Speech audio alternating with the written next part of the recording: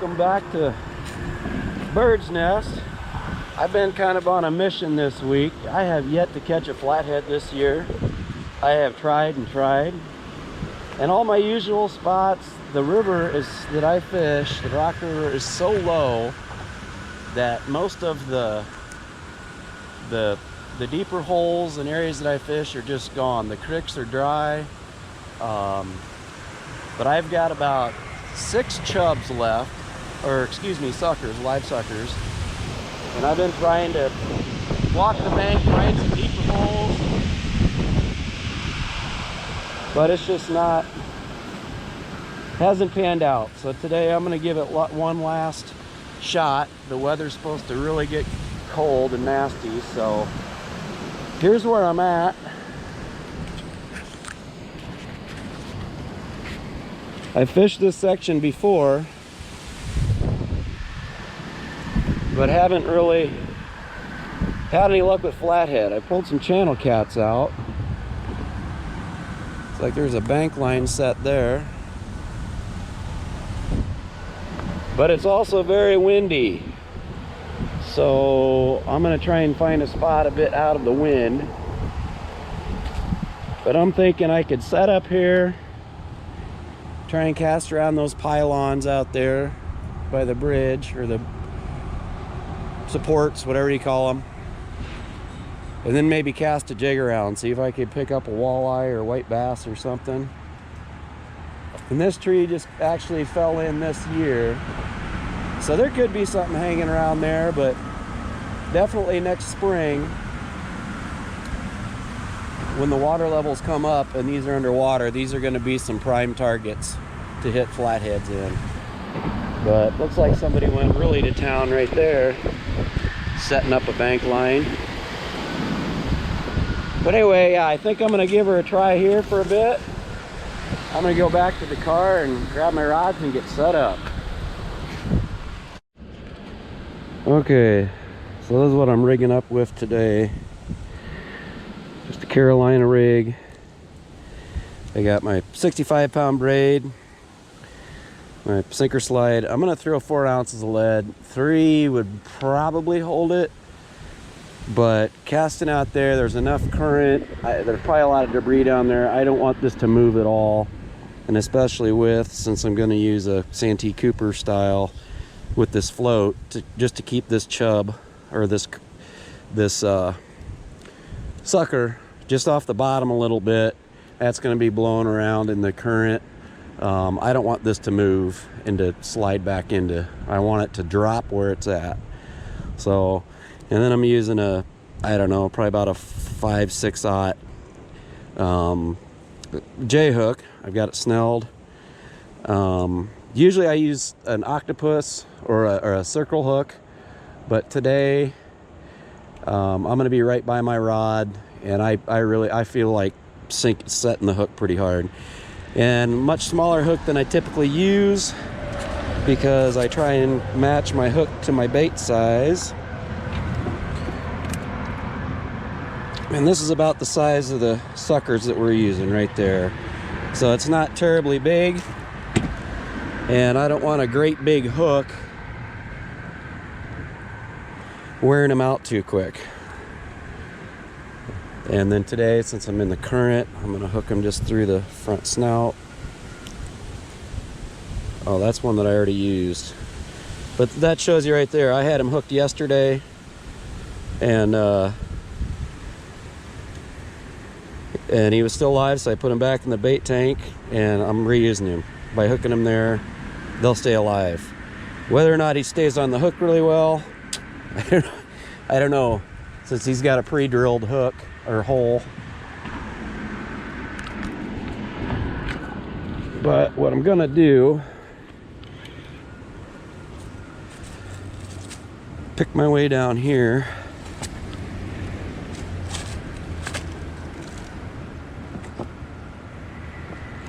come down here to cast. I'm gonna try and put it kind of right behind this first kind of pylon there, or right on the edge, but I gotta zing it we'll let that sit. That might be all right. I'd like it right up next to it, but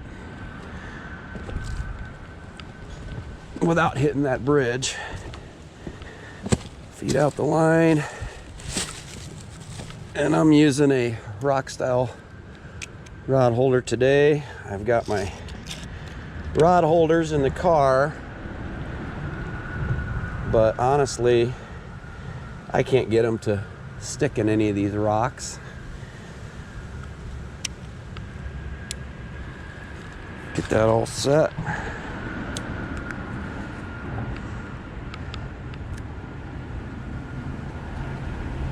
And that'll work.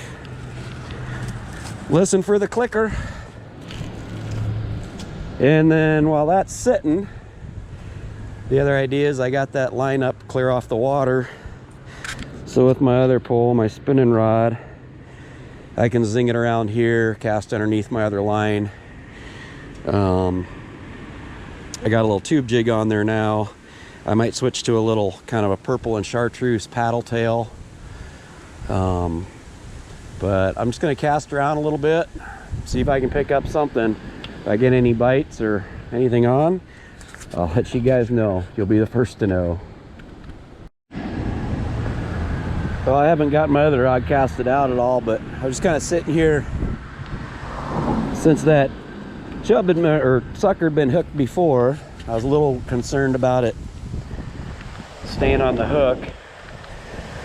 One thing I was just kind of watching, even with the wind, I can every once in a while I'll see that rod tip just twitch just a little bit, you know. And that sucker, it's not like fishing with a bluegill or a green sunfish or something like that that's got, you know, a bigger tail, and you can really see that pole dancing more. It's a lot more subtle, but I know it's still on there, so I know that pole's good for a little bit. But then I was looking around, I noticed when I first walked up,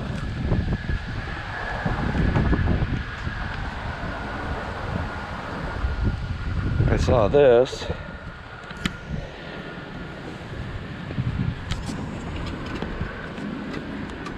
Tied off to the tree in this kind of bank cord here, heavy cord.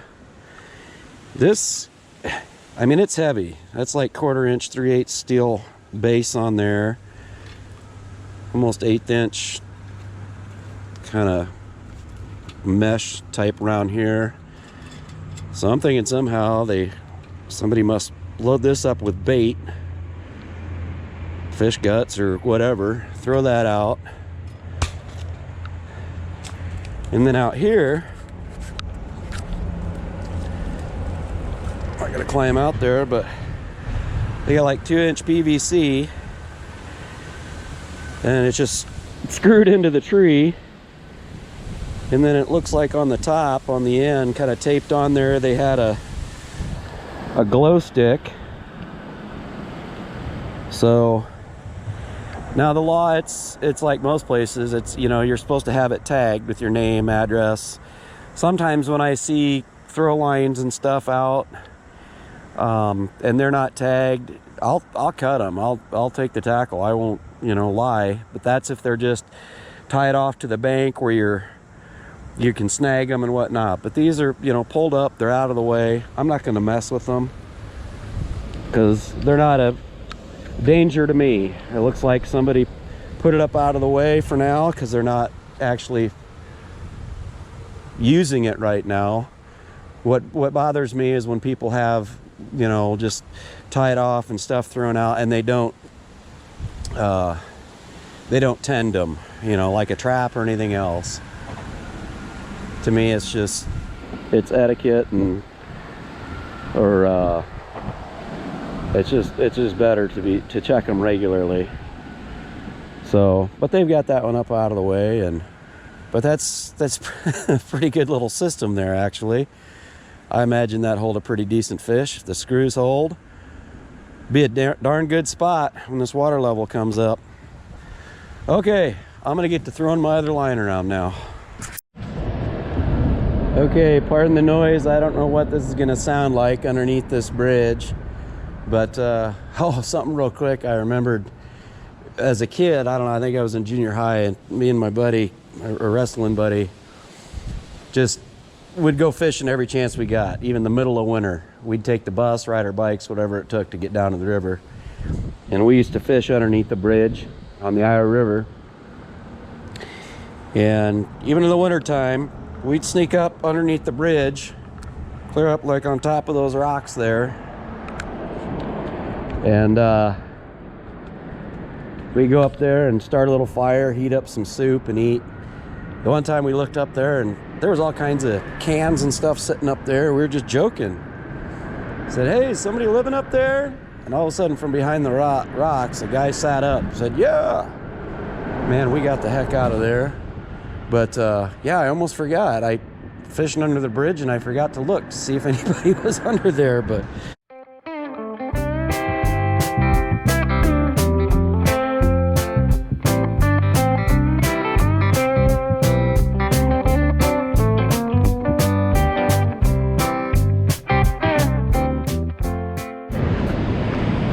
I am officially at my last location, I think, for the day. We came up to a dam here. And once again, it's very low. And there are people, you can see, it's pretty shallow out there. I've seen people wade. You can see a rock sticking up there. And I've seen people wade out there and wade up and fish between these embankments, or bridge buttress, whatever you call them, and do pretty good fishing up, you know, below the dam. I'm here by myself, and I'm not going to get that crazy today. Although it is super shallow there. If you were to go down, I mean, you could almost walk across, other than it does get deep against that wall over there. So I'm going to throw my jig around here a little bit, see if I can pick anything up. And then what I'm going to do is probably take my pitching rod, my bass rod, my heavy rod, and put like a 3/8 half ounce regular jig on it. And they are weedless, but I clipped off the weedless brush guards. Well, I can show it to you.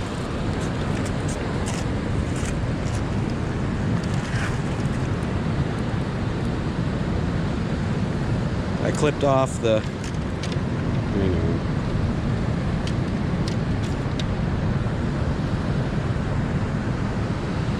brush guard up here, because I want as much of that hook exposed. And I'm actually going to try, I guess you could call it flipping for flatties. And I'm hoping with that heavier jig I can get it sunk down in there. I've got that kind of shad big paddle tail on there. I'll try that, and might resort to, actually trimming off all the rubber and putting a whole sucker on there too. But I'll try with artificials first. It's just something I've always wanted to try. So let me get my poles out and everything and do a little casting, see what we can come up with.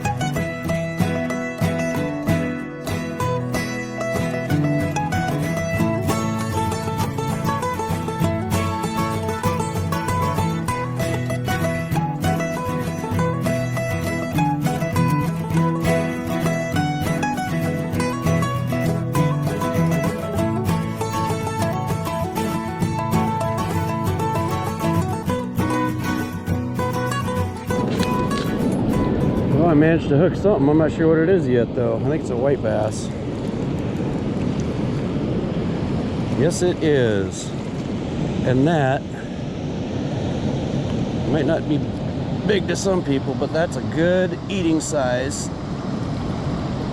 And I got fish in the freezer, but my boys have been begging me, the herd, for some fresh fish. So I'm gonna put this guy on a stringer, and if I catch a few more, I'll keep him. If not, I'll let him go. So I'll take care of that and get you back on in a sec. Well, I'm hooked up again. Oh, don't go down there. Yep, there he goes. Dang it.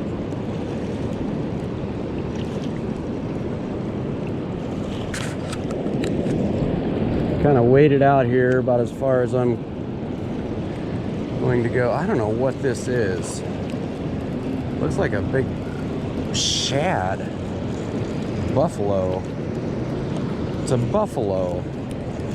Are you kidding me?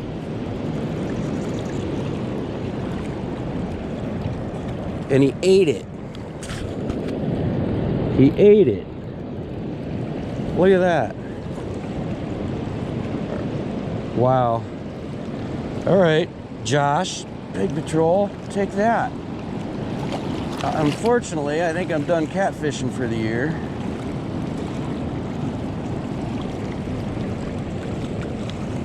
So,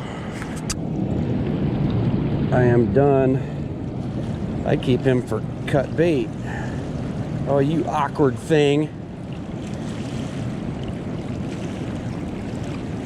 Come on. I'm trying to let you go. Well, sort of in the mouth. Right across the... I got him right across the snoot. Ordinarily, I keep him for cut bait, but... Bye. You gonna upright yourself? There you go. Well, I don't know if you can see me for sure or not. It's dark. I waited out a little further. It's getting a little too dark to film. And just I put on a little, like a minnow stick bait, Rapala floating type thing to get through because the water was only a couple feet deep. And waited out, and I thought there was a nice little deep pocket. So I tied a jig back on, waded back out there in my first cast. I don't know if you can see this. Got a big old nasty bird's nest out of my rod or reel. Started pulling it back out through the eyes, and I don't know if you can see that, but the rod snapped. So sorry once again until I go back and edit. I don't know if you can see me or see this or not, but so I ended on a kind of a sour note. I worked pretty darn hard today. Hit 4 or 5 different spots. Catfish didn't work out. The flathead, or even a channel cat for that matter, ended up with 1 white bass, which I let go, and a buffalo. And that buffalo, it wasn't technically in the mouth, it was across kind of the snoot, whatever. But I mean, he was obviously going for it. It just kind of turned out how he was hooked. So that was kind of cool. But, so, oh well, they can't always be super productive. You know, we'll hit her hard again next year. Anyway, that's it for now. Until next time, we'll catch you later.